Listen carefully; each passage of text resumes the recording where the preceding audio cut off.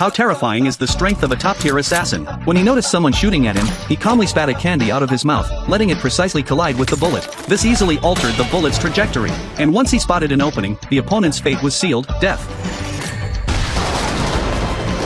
But for Jack, this was still just the basics. In his prime, bullets were merely pleasant notes to him. Those feared assassin organizations. He could wipe them out effortlessly with a wave of his hand. But one day, he unexpectedly encountered a cute shopgirl. From that moment, his life path changed forever. First, he announced his retirement, then he entered the marriage hall. Soon after, he even had a child. And then, unsurprisingly, Jack gained some weight. But even though he had switched careers to become a supermarket owner, his strength remained absolutely terrifying. One day, an elementary school student bent down to pick something up. Unexpectedly, the ink bottle in his backpack suddenly slipped out and stained a customer's pants. This instantly infuriated the man. He was about to teach the student a lesson, but Jack grabbed his arm and pierced his throat with a pen. Of course, these were just scenes playing out in Jack's imagination. He hadn't actually killed that man. But unexpectedly, Jimmy, standing nearby, saw through his thoughts. Because Jimmy possessed the superpower of mind reading. However, the moment he said that, Jimmy saw a vision of himself getting beaten up. Frightened, he quickly revealed his identity. It turned out he used to be Jack's subordinate. His purpose in coming was to get Jack back in the game.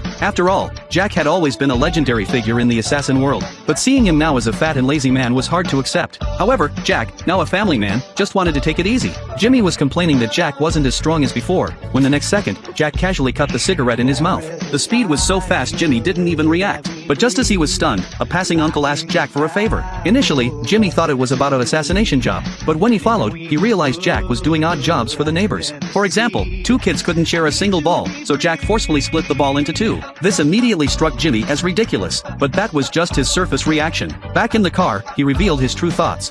Though... You were still so freaking cool! Kill for the chance to work with him again! Look away! Just then, the organization boss called. Learning that Jimmy's persuasion had failed, the boss ordered him to eliminate Jack. It was the organization's rule. Anyone leaving without permission must die. Although Jimmy tried to plead for Jack, the boss's decision remained unchanged. And even if he refused, other assassins would be sent. After a night of consideration, Jimmy decided to kill Jack himself. The next day, he arrived at the store again with a gun. On the surface, he came to say goodbye to Jack, but in reality, he intended to erase Jack from this world. But he never imagined Jack would just spit out a candy and instantly alter the bullet's trajectory. Before he could even think, Jack quickly threw an ice cream bar at him. When he came to his senses, Jack had already vanished. To make matters worse, his mind-reading ability detected nothing. Meanwhile, Jack remained completely calm. To him, every item on the shelves was a potential weapon. He placed a candy on a rubber band and pulled it back tight, transforming it into a makeshift gun.